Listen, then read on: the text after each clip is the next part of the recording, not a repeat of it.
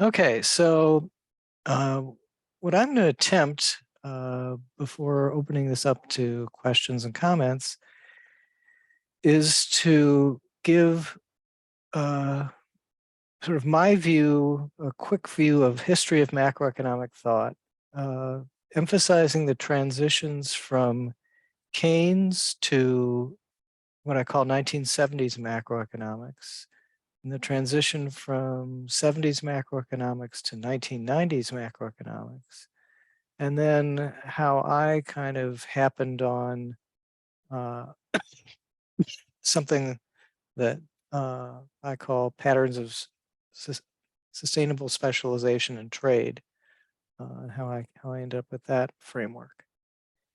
So first, the transition from Keynes to 70s is, I think, an interesting one. I've come to the view that essentially what Keynes did was he discarded the idea of markets. And that allowed him to come up with some really clever concepts, but meant that he writes this book called The General Theory of Employment, Interest, and Money, but it doesn't strike people as a general theory at all because he doesn't incorporate markets. He has this notion that saving is done out of habit, that investment is done out of animal spirits. So you have things, and you have terms like liquidity preference, liquidity trap, um, paradox of thrift, all these very kind of catchy memes, as it were, but indigestible to other economists. And sort of three things happened to it between 1937 when he publishes the book and 1970s. So the first thing, and this happens immediately, is that markets get reintroduced by economists. So Hicks in 1938, and following up other people, that they they bring in some of these Keynesian concepts, but they view the economy as an interlinked set of markets and not. I don't know how he viewed it, honestly. It's really, it is indigestible from, if you think in terms of markets. And markets are, for economists, there's the graph and the supply, the two curves crossing, and that's kind of their view of a market. But underneath that is a view that there are prices to which quantities adjust, and there's an equilibrium as represented by the intersection of those lines.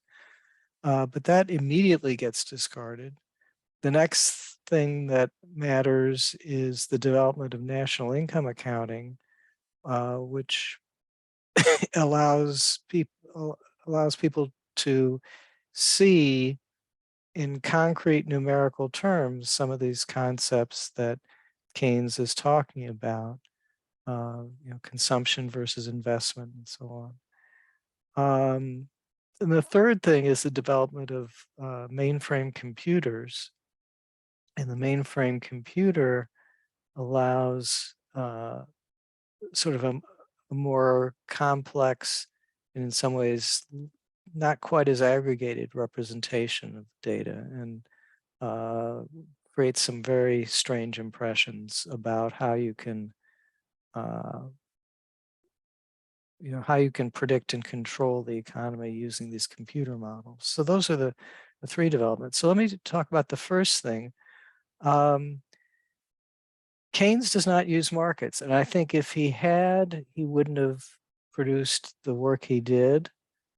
But other people, so it enabled him to be more creative.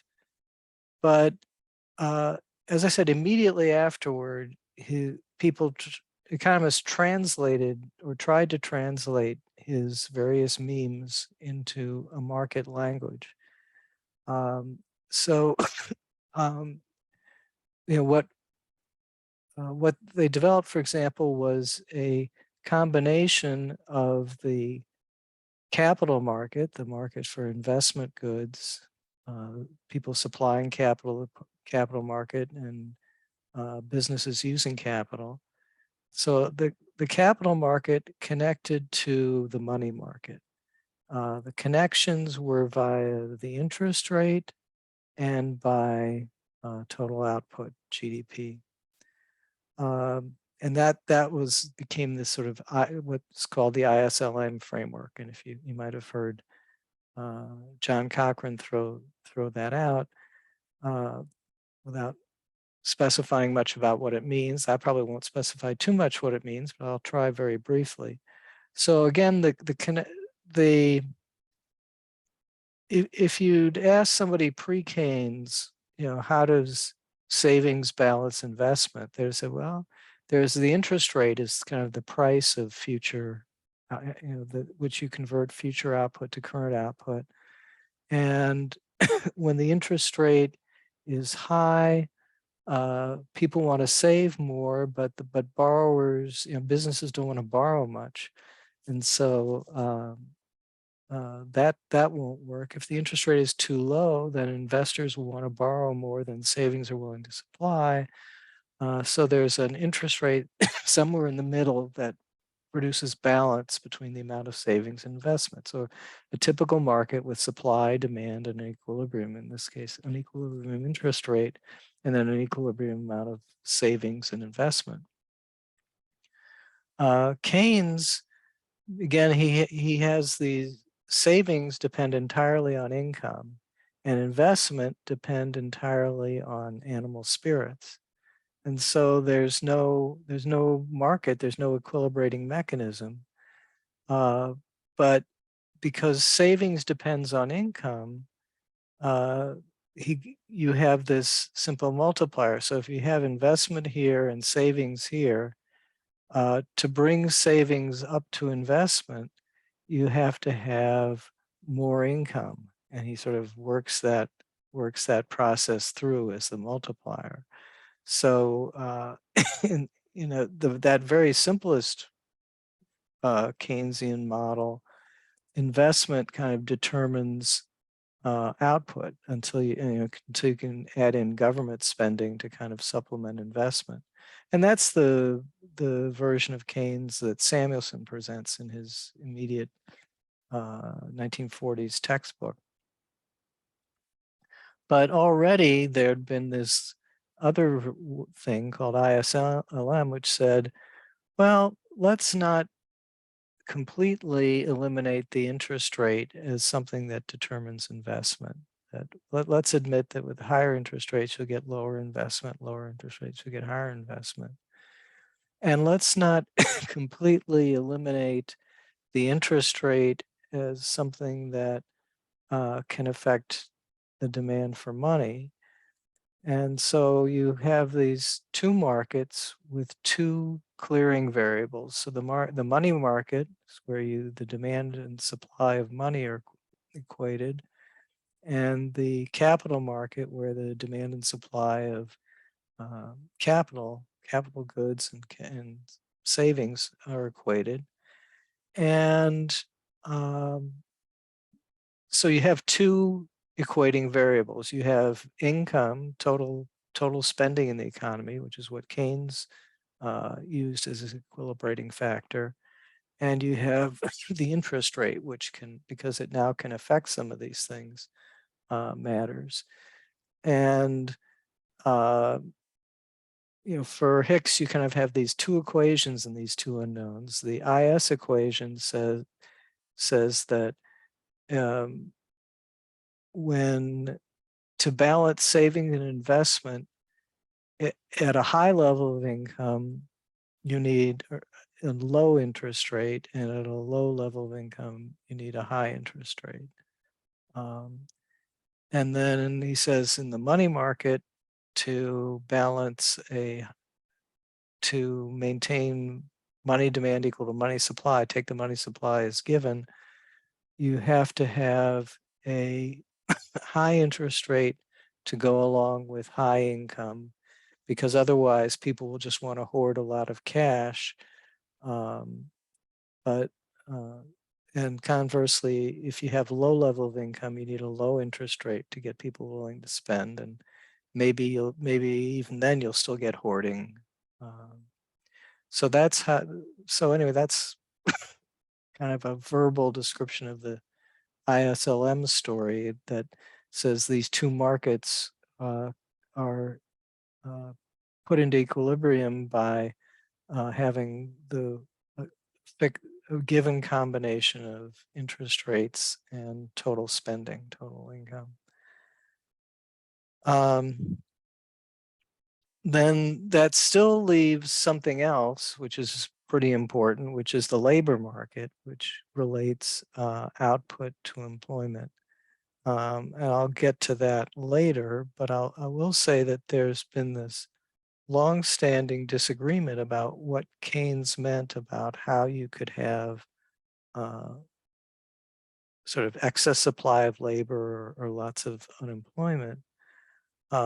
One view, which is kind of the easiest to deal with, is that, well, a labor market, in theory, if there's just, one type of worker and, one type of real wage, is that if the real wage is the right amount, then supply and demand for labor will match. But if the real wage is too high, then there will be an excess supply of workers or lots of unemployment. And that's sort of probably the most common explanation for unemployment for Keynesians and for non-Keynesians. The other possibility, which people talked about, but which didn't really, I don't think anyone really, developed it or took it to heart. Not too many people, which is that falling wages don't help. Like, so the cure for unemployment in that standard story is, well, if the real wage is too high, bring down the wage rate relative to prices. And one story, an alternative story, is that does not work. If you start bringing down wages, that's deflationary, and deflation causes borrowers to kind of go, to get into trouble, to go, maybe go bankrupt. And so you're actually making things worse rather than making things better if you try to lower wages. Again, I haven't seen that story. I mean, I've seen some people develop that story, but that hasn't stuck as a main story for the labor market. So you have these interlinked markets, a labor market, a capital market, a money market. And that's kind of been the basis of macro ever since. And then so we get, okay, let me add in the other things. The development of national income accounts, which are developed in the 30s, but don't really get, they're conceptually developed in the 30s, but they don't get published until, after Keynes. And that gives a picture of the economy in terms of aggregate spending. That's consumer spending, investment spending, government spending, exports, imports, and then even those get broken down to finer categories. So it really gives people tools to play with the concepts that Keynes had. And Keynes didn't have those tools available. He could talk about consumer spending and investment. There was nobody putting hard numbers to that until the national income accounts came in. And then the development of computers enabled people to estimate equations using this data to try to develop these relationships. And that it reached the point where people had equations, models with 100 or more equations to describe the economy. So they broke out investment into various categories. They broke out consumer spending into various categories. And so that there was a really, I can't begin to tell you what was wrong with these computer models, right? I've written one paper on it, but there are just so many violations of, sort of proper economic theorizing or proper statistical work. Uh, One of which was that, with the computer, um, one of the constraints was lifted. Like, if you had to estimate an equation by hand, uh, you had to invert a matrix by hand. And if you put a lot of variables into the equation, that became a very big, ugly matrix to invert. And if you said, all right, oh, I don't want this variable, I'll try another variable, or I don't like this specification, I'll try another specification, that was a ton of work. Once the computer came in, that became less and less work. And so people would estimate many, many different like investment functions, for example. And that created a problem which Edward Leamer finally kind of put the profession's foot down on, that the more times you reuse the same data, the more uh, inaccurate your statistical significance is, because you've kind of cheated. It's kind of you looked for the variables that fit the way you wanted to, and that's inconsistent with the theory. The theory says you just confront the data without any prior knowledge about the data. You just have some hypothesis that you want to test. So that was something that was really bad. Another thing that was really bad is the treatment of simultaneity. Um, it's if simultaneity means reverse causation. So if people's consumption depends on the level of income, that's plausible. That's your main hypothesis. But it's also true that total spending includes consumer spending. So there's kind of causation running both ways. And when you have this big model with 100 equations, um, essentially you have 100 variables all causing one another, and that's actually impossible to work with. So, I mean, you physically don't have the data to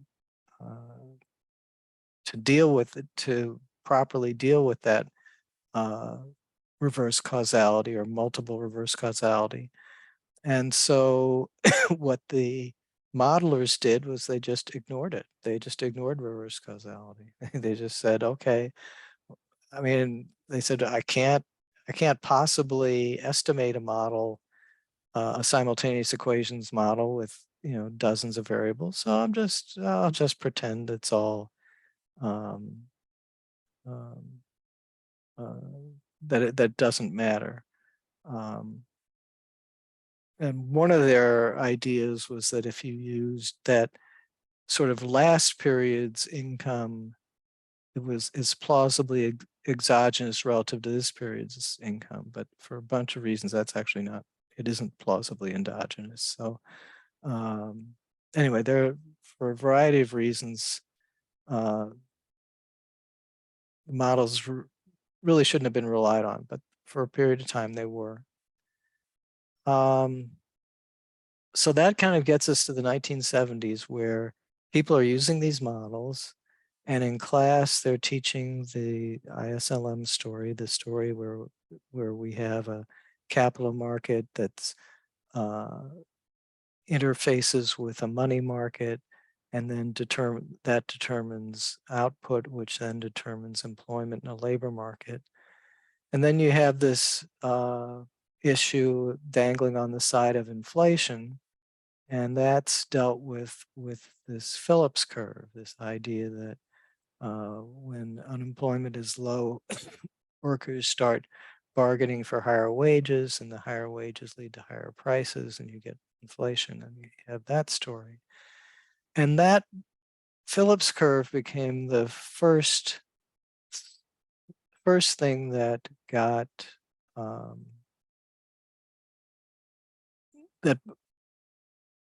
sort of the first weak point that got attacked, ultimately leading to 1990s macroeconomics, but by a kind of a circuitous route.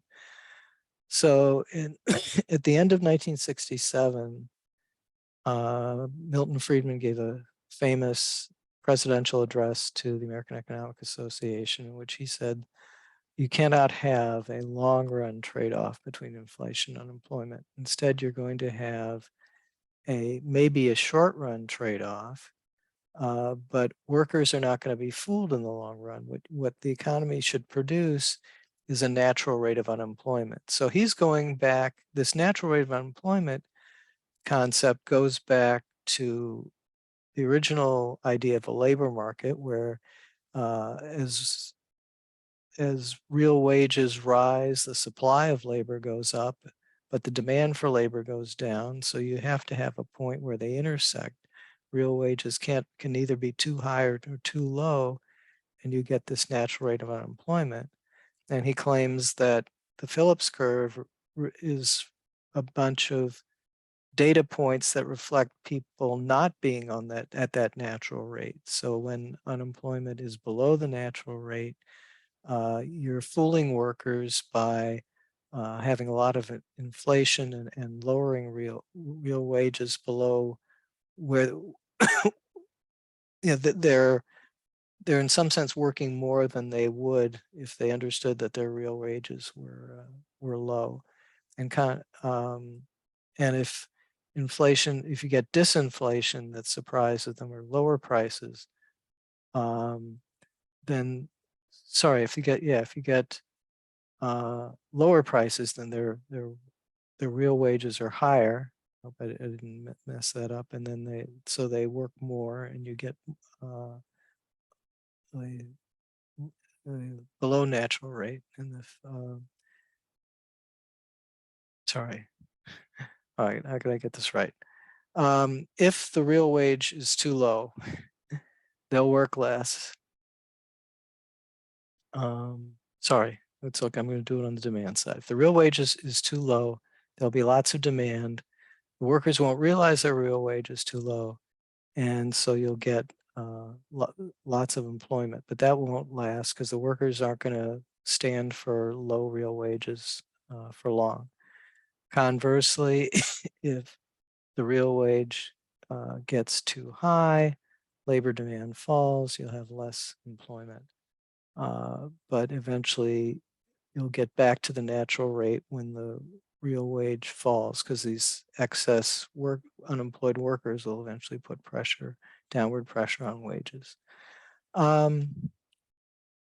So that was a shocking statement that Friedman made, but very plausible to economists. And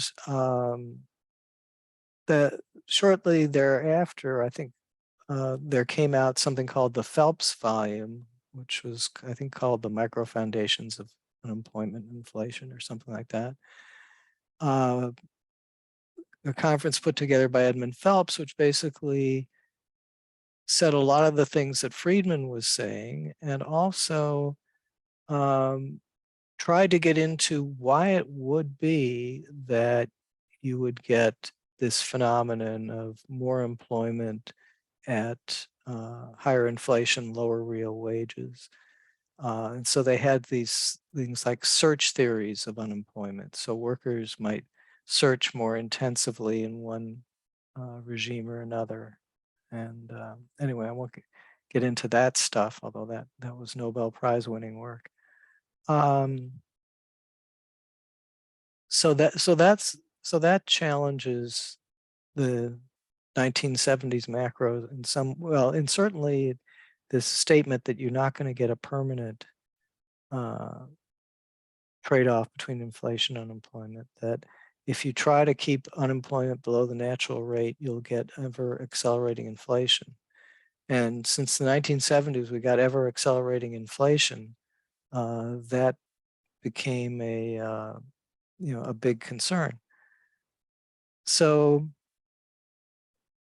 so you have this Friedman-Phelps challenge, and then you get a Lucas challenge, which it says that, you know, if you estimate one of your classic econometric models, you know, in these computers, and you put in the presumption that workers base their view of on future inflation just on past inflation, but you're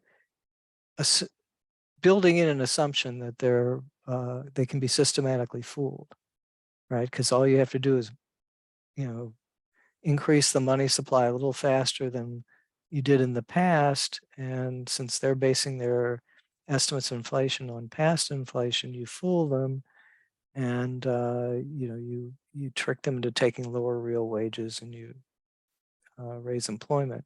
He said if you build that in as your assumption, but in reality, workers are not that stupid and they don't make systematic errors, you'll get completely wrong predictions that you won't even be able to exploit a trade-off in the short run between inflation and unemployment. So that's called the Lucas critique. I think it became the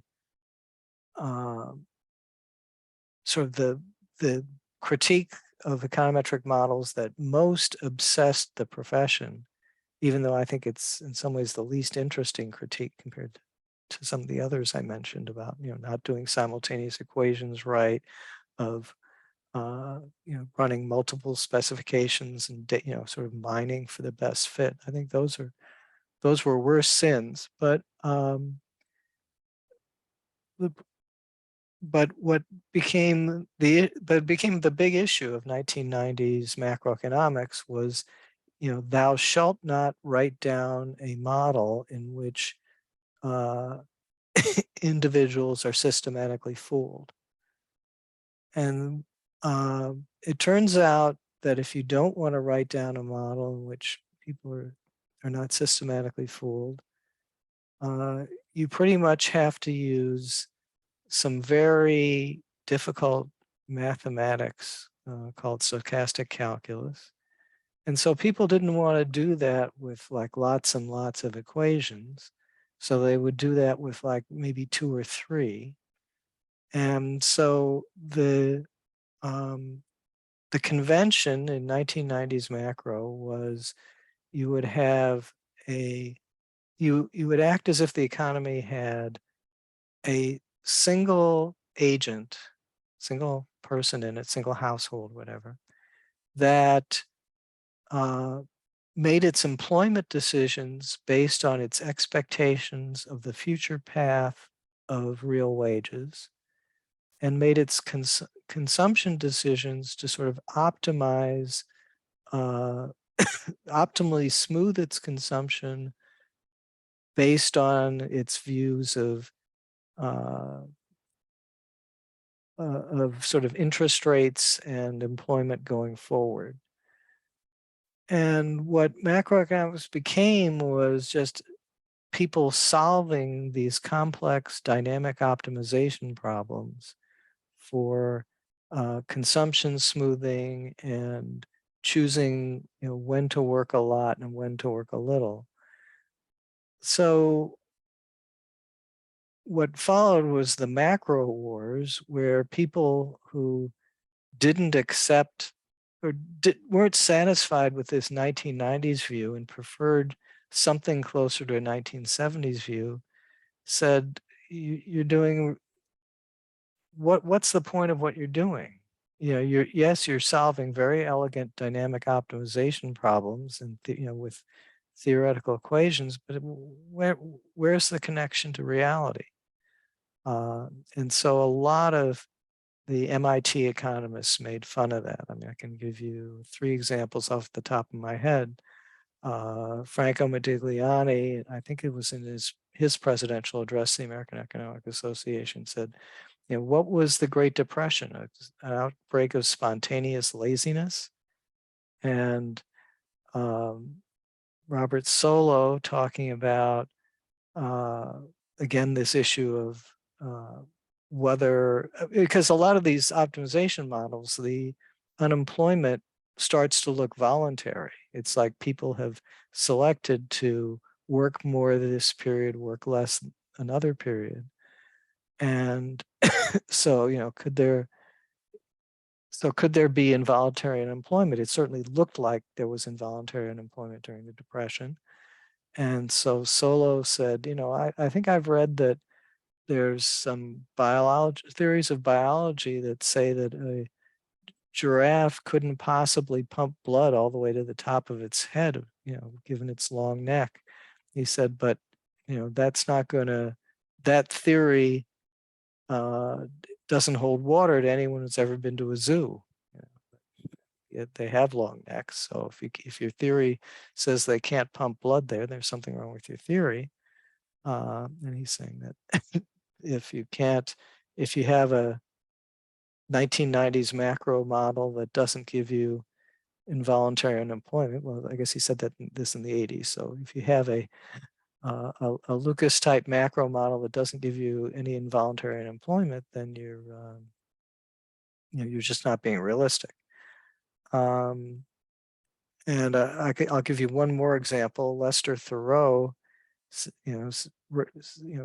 raised the rhetorical question, why is there unemployment? And he says, that's like a basketball coach being asked by the player, why is the basketball round? You've asked two questions. Why? That's a philosophical question. People have asked why for years. They don't know. Is the basketball round? Yes. Now go out and play. And that's his view. Is there involuntary? Why is there involuntary unemployment? Don't even ask why. We just know there is. Go out and deal with it. So those are the kind of the quips that get tossed back. And eventually in the 1990s, people started to build these optimization models with conditions in which, for example, prices were sticky. So a union would negotiate a contract for 3 years, and that keeps wages kind of sticky for 3 years. Or Greg Mankiw famously said, well, it's costly to change your menu. So there was this menu cost theory of sticky prices that you didn't want to go to the printer every 2 weeks with a new menu. So that became what was called New Keynesianism. So somehow New Keynesianism was these optimization problems with tacking on some conditions that made it hard for prices to adjust. So that's your 1990s macro. Even the New Keynesian doesn't connect much to the real world. It doesn't connect to the computer models. Nobody ends, as Mankiw pointed out in an essay called The Macroeconomist as Scientist and Engineer, nobody used these things. So like when he goes to Washington to be on the Council of Economic Advisors, he finds nobody's using these things. They're using these older computer models, the kind that were developed in the 60s, that the academics, turn their nose up at because they supposedly don't have micro foundations. So that was, that's, I think, still the state of academic macro, because it doesn't connect well to the real world. Your typical business forecaster doesn't use it. Your typical freshman economics teacher can't use it. Typical person teaching MBAs doesn't use it. The only people who use what I'm calling 1990s macro of, solving complex equations for a few simple variables for supposedly optimizing over, an infinite lifetime to decide consumption decisions and employment decisions, which, arguably isn't even macroeconomics. So the only people using that are graduate schools and the journals. And that's, so I think, John Cochrane, when we were talking, was just in total contempt of 70s macro. And that's, I guess, because of this view that it doesn't have solid micro foundations. So, and it's, I don't have as much problem with that. I mean, if your requirement of macroeconomic models that you follow these rituals of writing down dynamic optimization problems and solving them, to me that's not much of a help. So I'm not a fan of 1990s macro. And so you might have to ask someone like John, what's so great about it? I agree with a lot of his criticisms of 70s macro, but I think the more important criticisms come not from the Lucas critique, but from just the problem, the unreliable way that these macroeconomic models were estimated. And as an aside, when my reaction to climate science is that the climate models look to me a lot like the macroeconomic models in that they just don't strike me as reliable. So I tend, that puts me in the skeptic camp there. But that's just sort of a rough intuitive sense. It's I don't know enough about the climate science to know to what extent that those things are different or not. But when someone says to me computer model, like I had the same reaction when the early days of COVID, when people had computer models. I think just because you're using a computer doesn't mean you know something. So I've just got just a built-in skepticism just based on sort of closely studying the macro models of the 60s and 70s. So anyway, let me get the trend. So a little bit to my views of macro, which is that if I were trying to relate it to microeconomics, I would focus on the fact that there's tons of specialization in the economy. And so we're not talking about a single labor market. We're talking about lots of different labor markets. And the way the economy evolves, it's like sort of like snapping pieces together. So an entrepreneur figures out a good, some way to take advantage of comparative advantage and say, okay, here's something where, if we replace this way of doing things with another way of doing things, I can make a profit, which means that it's sort of a more efficient way of satisfying consumer needs.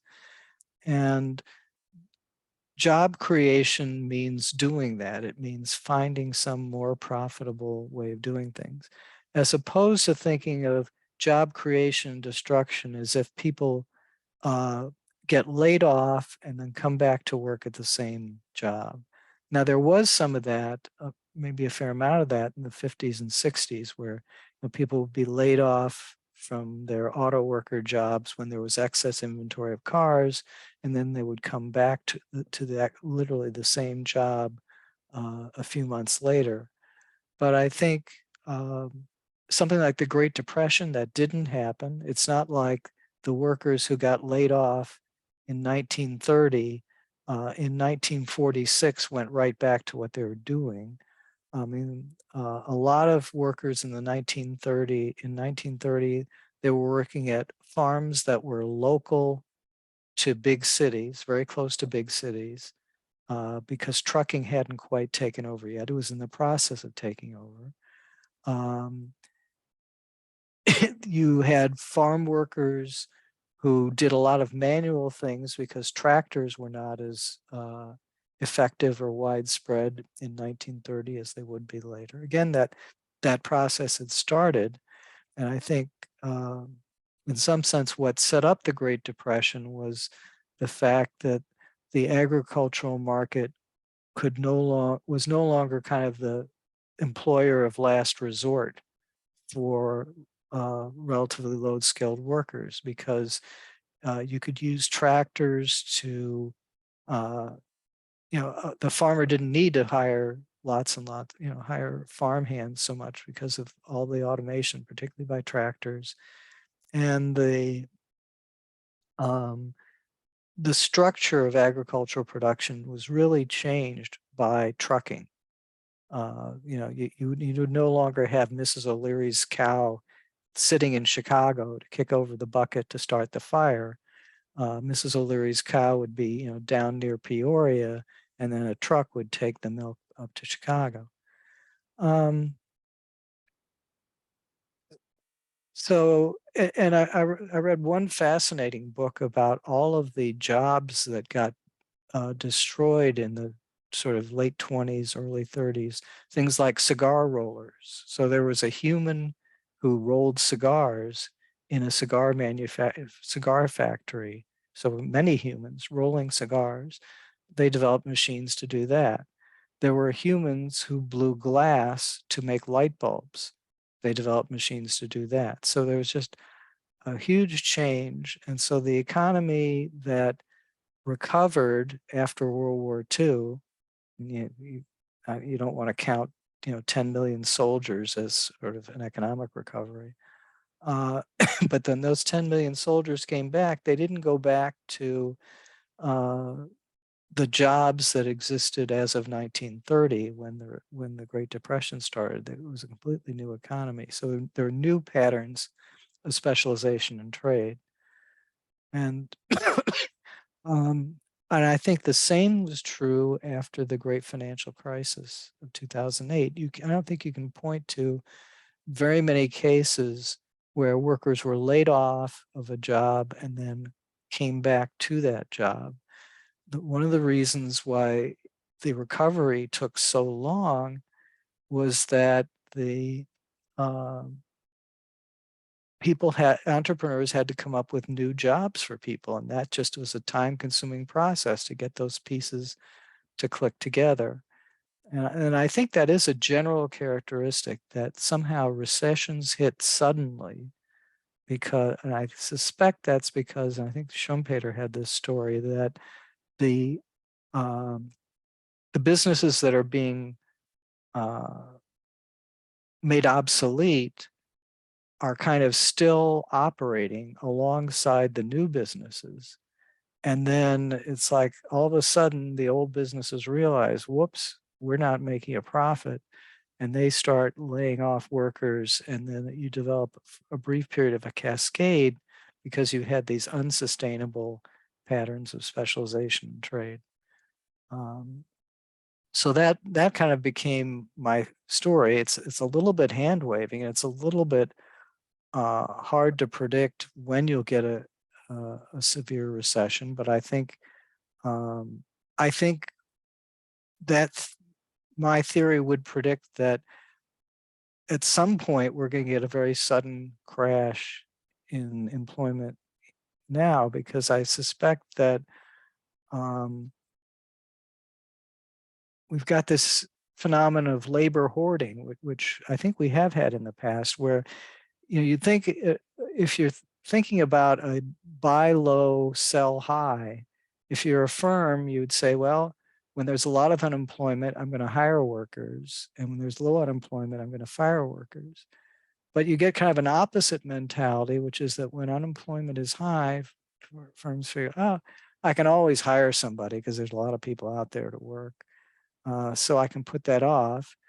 But when you have a situation like now where a lot of blue collar jobs, working in the fast food industry or whatever, are going begging, nobody wants to let workers go, even if they're not quite profitable right now, because just in case, like, what if I let somebody go and then demand picks up again and it's impossible for me to hire. So I think we're getting hoarding, and at some point they're just, once enough firms start laying off people, then it'll be like everybody starts laying off people. So anyway, that's one question I often get is, can you make predictions based on this patterns of sustainable specialization trade? And it doesn't lend itself to these precise computer-based, computer printout predictions, but I think it does give some basis for predicting based on stories. All right, so I've talked a long time. Let me then open it up. Anyone want to raise hand either virtually or physically? Or okay, so let me unmute Mr. Alcorn and you can get the first question. I might be the only person among the group, among the audience, who is not an economist. So my question will doubtless be naive, but sometimes there's value in a naive question.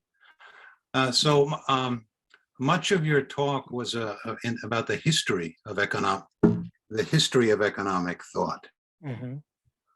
And but two names that I didn't hear were Gary Becker and now Casey Mulligan. And so what I'm really getting at is, what are the boundaries of macro? Because if we say Becker wrote about everything under the sun in economics and much beyond, right?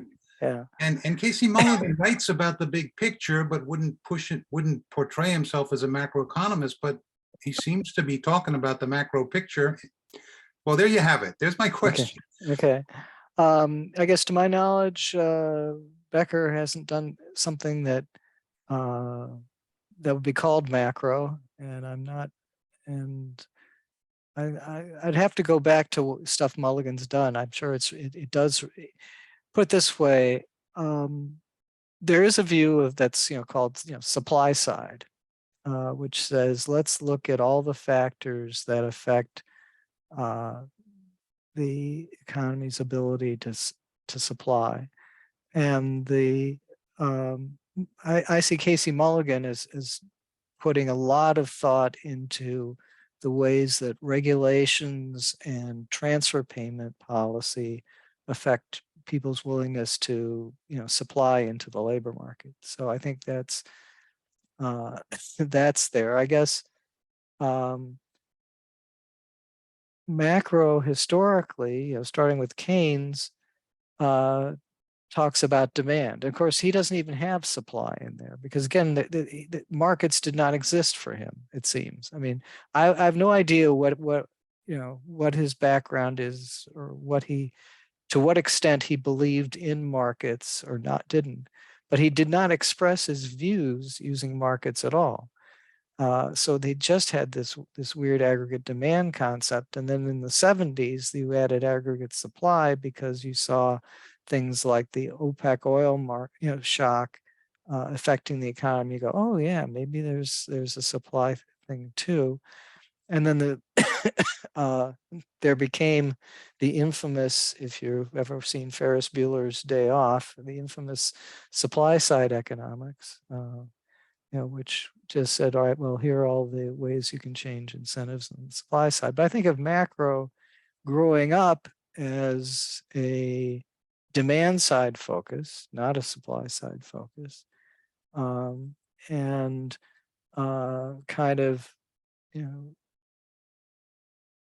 taking this, trying to figure out why wages and prices don't adjust to make everything okay. And sort of my commercial from my point of view is that it takes more than wage and price adjustment. It takes entrepreneurial initiative and trial and error to get your way out of a recession situation. And a recession situation can arise not because wages and prices are out of line, but because there are changes that take place that maybe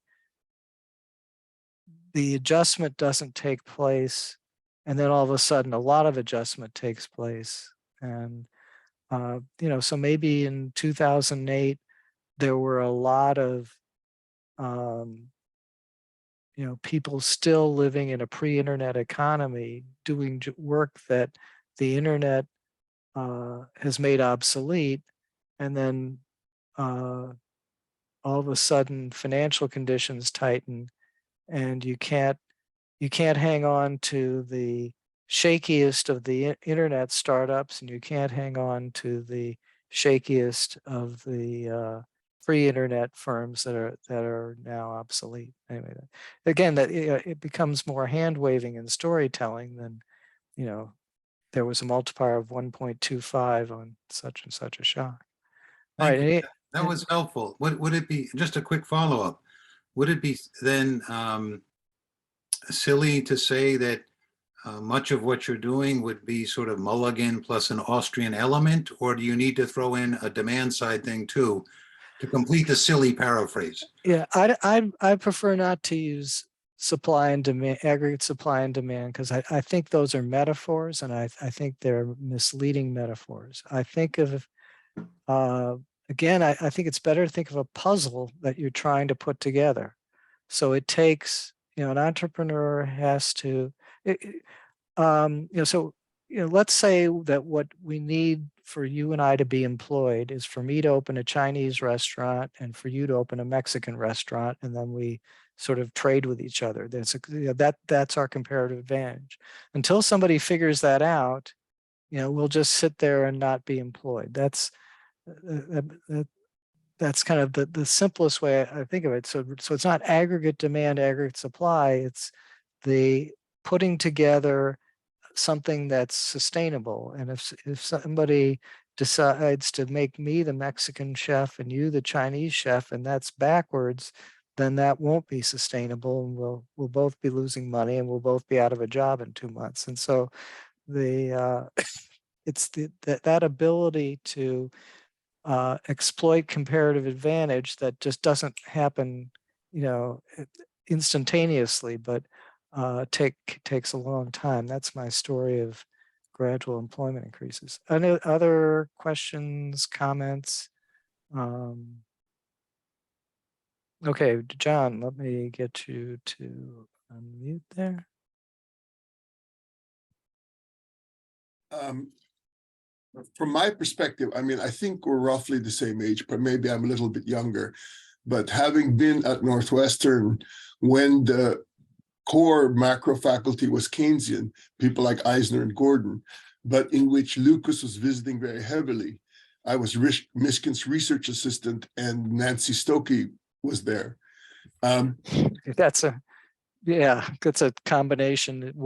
Yeah, It doesn't meld well. so I got to see the fights, and as someone who was turned off by macro, but who's an economic historian, what I learned and from listening to the two groups fight, and is that it seems to me they're going away from the original reason macro was created. My reading of Keynes is that what we call macroeconomics didn't exist before the 18th, 19th century, right? So they would argue in an economy using sort of unpegged specie.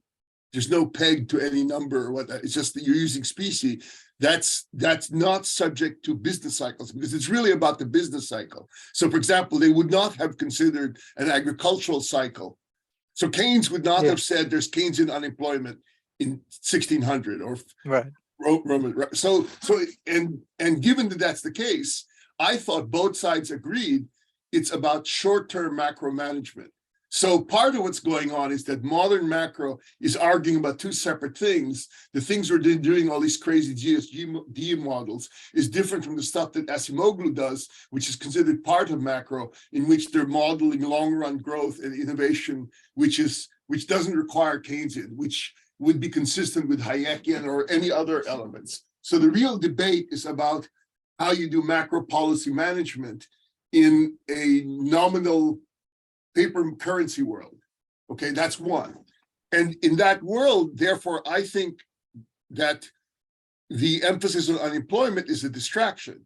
The real issue is about the variety of fixed nominal contracts which are based upon a currency, which are based upon a paper currency. And That's how you get monetary transmission, for example, to countries that don't necessarily have the same micro problems as the United States, or different sets of micro problems. And if that's the case, what do you think about, so I'm not going to talk about my own views, but I'm going to ask you what you think about stuff like NGDP targeting. If we assume away the need to predict, so if we assume away the use unless of big models, so we're not going to predict. But the real question is what happens when we do get into a shock like we did in 2008? My view, but I wanted to hear yours, is that all contracts, it's really about credibility of monetary consistency. So basically the Fed was signaling for about 3 decades that they'd settled on a 2% inflation target. And then suddenly in late 2008, they failed that. Moreover, when Bernanke simultaneously lowered interest rates, but then offset them by paying reserves for the first time, he was undercutting that. And so the TIPS market actually showed negative inflation for a period. That was, and that's exactly the same time, the same month that the stock market crashed without any external other macro data. My view is that's because the market saw their commitment to a 2% inflation target disappearing. And therefore, all the nominal contracts had been written assuming a stable macro policy, which were not kind of like, jump bonds, went hell. What do you think about that?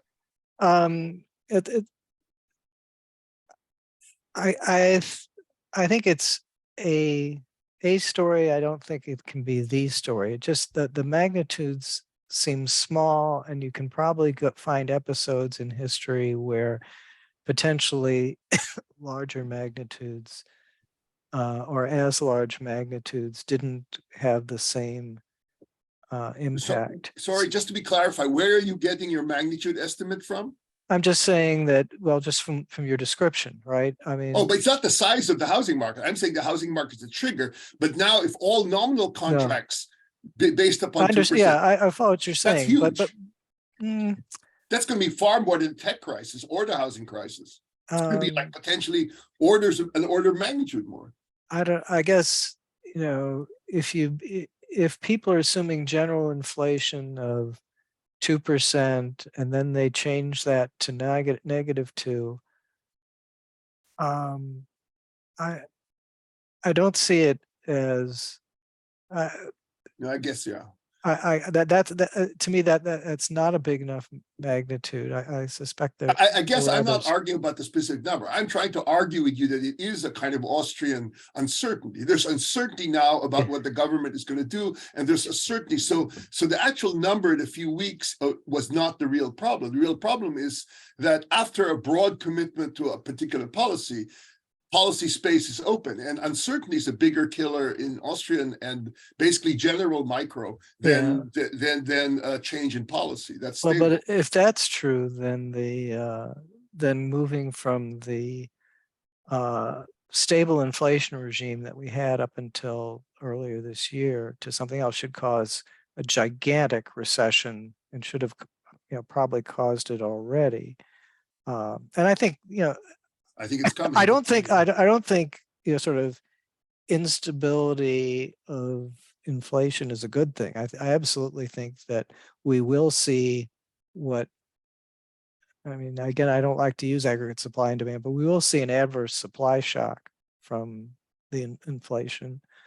And I think, we would have seen an adverse supply shock from disinflation. But I think there were, again, I think, I can't pin down. I guess I don't want to just throw everything into, this is what people were expecting for the path of nominal prices, and this is what they got. And I think there's just, I prefer to think in terms of patterns of specialization trade becoming unsustainable.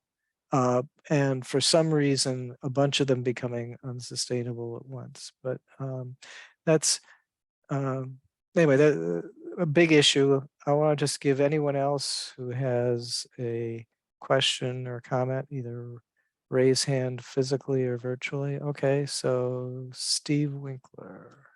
go ahead.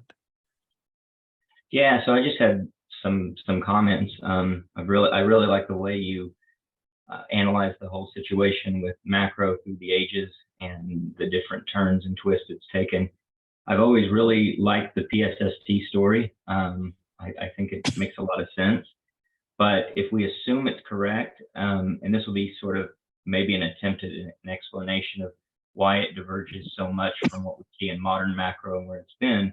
If that's true, Arnold, that's no fun because it just makes us do all the hard work. It just tells us that our simplified ways of solving all the problems aren't going to work.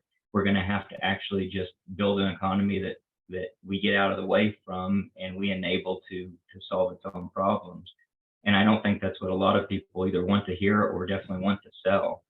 I think when you look at macro and all of the esoteric ways it's gone, whether they're true or not, to me, it's like a bunch of people playing Dungeons and Dragons. And it's a lot more fun to play Dungeons and Dragons and pretend in your little world, in your little universe, you figured it all out, especially if you can get paid to do it. But the economy as it really exists is impossibly hard to predict with any reasonable accuracy or efficacy. They'd rather live in a world where it's just a big sign on the wall that says an emergency, break glass, which means reach for my favorite solution or desired policy change. And now is the time to implement this because it'll solve our problems. And here's a model to prove it. Yeah. No, I think that's, that is one of the big disadvantages of saying that, a recession is when a lot of patterns of specialization trade became unsustainable, and it takes a lot of trial and error to get out of that. In addition to offering a technocratic answer, what what Keynesianism did was it justified a particular type of technocratic answer, which was run a bigger budget deficit. And who is a politician isn't going to like that? So if you're talking about an idea with survival value, that definitely has it. Any other question, comment? Okay, Bill H. Go ahead. I think Keynesianism got two big boosts. First of all, people looked back at World War II and thought that that was just Keynesian demand management on steroids. And secondly, in the Kennedy administration, they said they were going to stimulate the economy with a tax cut. And then everybody said, oh, now we know how to manage the economy. Yeah, no, that's right. The 60s,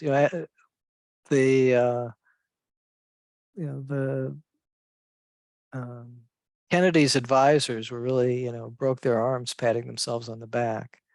That they said, and there was the expression fine tuning. And then I remember a classmate of mine saying, in the 70s, fine tuning, they can't even find the right channel. That was that was Dave Shucker, if you remember him, Bill. Anyway, so that's yeah, there was although Samuelson was among those who made the dire prediction that when they sent the troops home from World War II, that we would go right back into a Great Depression. So, and that's when the phrase secular stagnation was first originated. That's what people expected. And so the failure of that prediction seemed to not have fazed anybody, although I think, some of us remember it and we keep harping on it. But that was that was an interesting period. And I think the PSST story that I would give for that is that these soldiers, when they were returning, had an option to look at the home where they came from and say, if there's not much going on there, what if, who of my buddies has started a business, and I don't care where it is, if it's in a different location, or who of my buddies says, this is a booming local economy, I'll go there. So we probably created new patterns of sustainable specialization and trade much more quickly than usual because of all the mobility and the people who had met one another in that process. If you read David Halberstam's book on the 50s, which I strongly recommend, he describes the entrepreneurs of that period as, they're nothing like the entrepreneurs now. They had high school educations at best.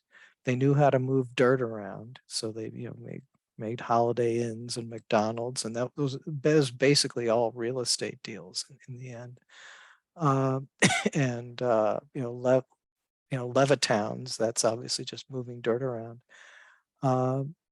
And they'd learned a little bit about moving dirt around in the military. They'd learned a little about organization in the military, and they'd found some people they could trust in the military. So the post-war recovery, I think, was facilitated by things like that. It was unusual in how quickly patterns of specialization and trade were developed in that post-war period. So it was not the result that Samuelson and others were expecting. That government spending went down by more than half, and like if you apply the multiplier theory to that, there should have been a horrible depression, recession. It did take a little while. It took a couple of years to get people back to work, but it was nothing like the gigantic collapse that the Keynesians were thinking. I'm not arguing with your analysis. I'm just saying that people who look at Keynesian economics thought that the World War II got us out of the Depression. That's Yeah, all no, I'm saying. that became the answer. And from a PSST story, it would be true also, right? Because these, the government made these patterns of trade sustainable, saying, this is, we've got all these people available to, go in the military. Let's, put them in the military, or we'll take these manufacturing plants and put them to work. There's like a new paper, I think, by Alexander Field saying that I guess it's a new book saying that the adverse effect on productivity from World War II was huge. That converting these plants made them much more inefficient. There's this story that people like to tell. Oh yeah, we learned how to do manufacturing better when Ford went to building airplanes and tanks away from building cars, and he says it's the opposite. If you really look at the data, it's interesting point of view. Yeah, John. And I could comment on the history too. Remember that in the 1930s, the perception of many people, that's why people like Samuelson thought he was in between, was that raw capitalist free markets were finished. And so that there was a temptation. Remember, people, I was reading like H.G. Wells, they treated fascism in the early 30s as an entirely equivalent and legitimate alternative to the market. And the fear after World War II by many of the so-called liberals was that they were looking for a socialist alternative, which wasn't communist. And at the same time, they tended to brand anything to the right of socialism as fascist. And that's something that Moscow encouraged. So that, this is why even many of the founders of the New Deal were initially trying to extract lessons from Mussolini. And there's a lot of historical literature on the extent to which many of the progressives had all sorts of mixed feelings about where to borrow from. And so in their sense, they thought the world was either going to crash into fascism or I'm not defending them. I'm just sort Yeah. of saying Samuelson insisted that that solution was a compromise. In fact, you know Roald Rostow, right, at MIT, who was a big player like in the Vietnam War. He wrote the book, The Stages of Economic Growth. People here may not realize he talked about it as a kind of manifesto. And he was talking about how economic growth with demand management would solve the problems. And it was the only economic history book ever denounced in the Kremlin officially. So you may find that interesting. Yeah, I think that, yeah, a lot of sort of history of economic thought about, from the 30s through the 80s has to be viewed in terms of the communism, the communist challenge to capitalism. And and you're right, in the 30s, a lot of people thought, that you needed planning to get an economy to work. So that was, yeah, that was a big part of the early New Deal. There was, the National Recovery Administration, which James Tobin, who's an economist on the left, said, Roosevelt was lucky that the court, cut that down, because that was, a central planning system. That was, where, sort of fascism meets communism, and and that, but when that gets knocked down, then Roosevelt has to turn to other things, and those other things were less damaging, or maybe even possibly even helpful. So that's, but yeah, you cannot read anything about history of economic thought in that period without seeing it in the context of, especially many economists, like Samuelson, trying to find a middle ground between complete laissez-faire, which they're convinced won't work, and full-on communism, which they think is perhaps unworkable, but certainly unpleasant and evil, and something to be avoided. Okay, John A.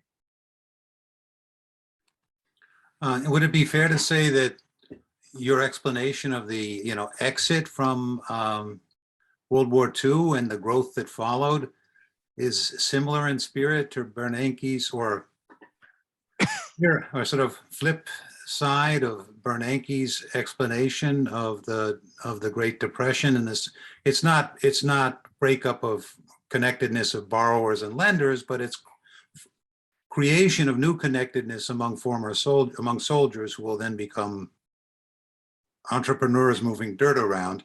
Yeah.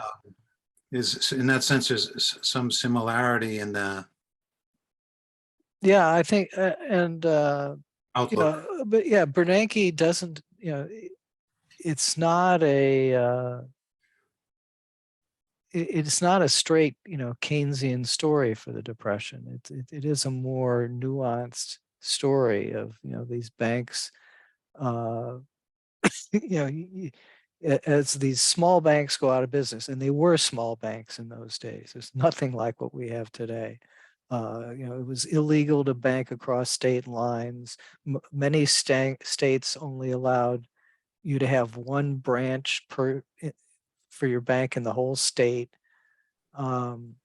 So a lot of small banks going out of business, and that, destroyed the human capital of the relationships between the lenders and the borrowers. And that, Bernanke argued that it helped exacerbate the depth of the Great Depression. But the Depression is still, I think, quite a mystery. There are many stories that you can tell about it. And I think that's another view that I have about macro, is that don't think about it as a system of equations that,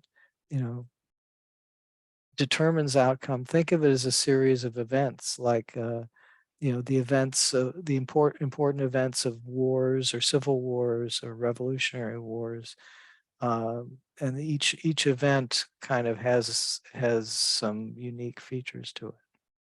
Looking ahead in that vein, would you say that the pandemic and the supply chain issues, which seem relevant to your discussion of patterns of sustainable, do you Yeah. think that the hangover, probably long-term trend of remote work, that all of this is kind of a dent in sustainability in terms of the puzzle really fitting together, entrepreneurship, connectedness?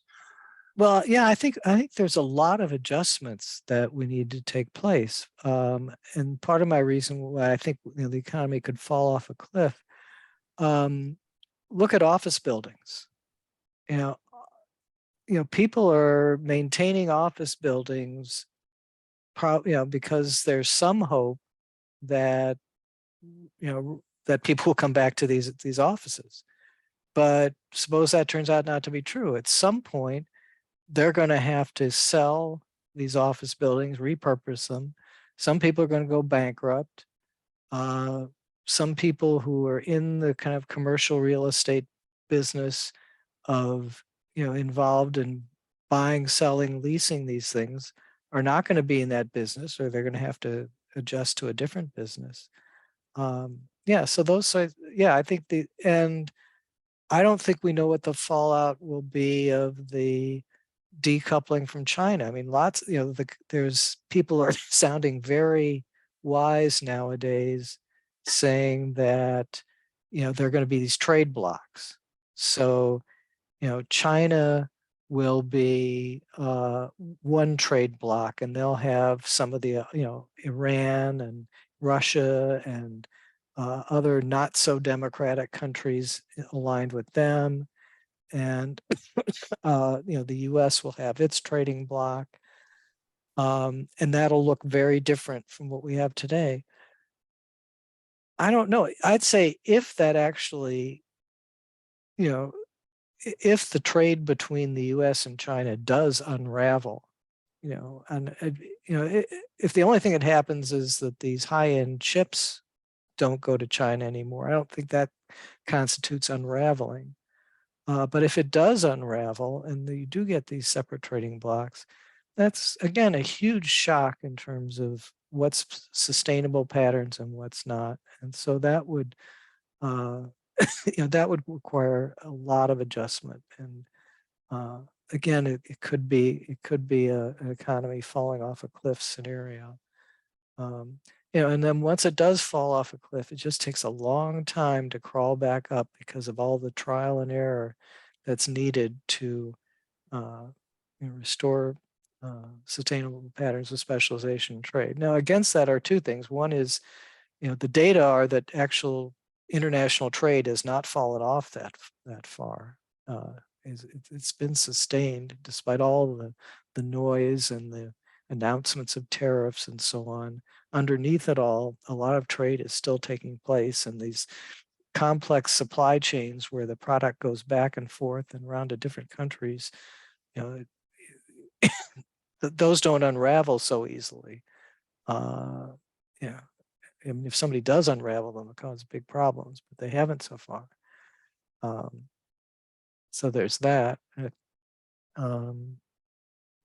So it Will remote work impede social interactions that favor entrepreneurship and therefore the adjustments that you talk about? I'm not sure, because I think remote work, if it is workable, will put people in, not in maybe in Zuckerberg's vision of the metaverse, but in sort of in a situation where they comfortably interact and so on. Again, look at what we got here. We can act almost like we're in a seminar room, and it's not perfect, and there are lots of side conversations that don't take place. But first of all, I think the the tools are going to improve, and and secondly, I think, yeah, I'm actually pretty optimistic on that one. I don't think people have to be in the same office every day. I think we'll see a lot of more corporate retreats and, kind of get-togethers where you bring 300, 400 people together for a weekend in the same hotel space, but I don't think people will feel like they need to be in the same place every day. So yeah, I think that'll be a big change. And I think that's a case where we have the people who are building the future and they're employing people to do that, and there are people who are hanging on to the past and they're employing people to do that, and they both can't be right. And at some point there will be this fall off where one group is going to lose, and that I think will happen with a lot of suddenness, and that'll be the falling off the cliff scenario. Thank you. All right, well, I think I'm going to end it here. Thanks for bearing with me for all this time, and I'll come up with a topic for next week. If you really prefer this time to Monday night, maybe leave comments and let me know that. Otherwise, I'll probably will return to Monday nights, or maybe every once in a while I'll do the Sunday. All right, we'll see you. Thank you. Bye.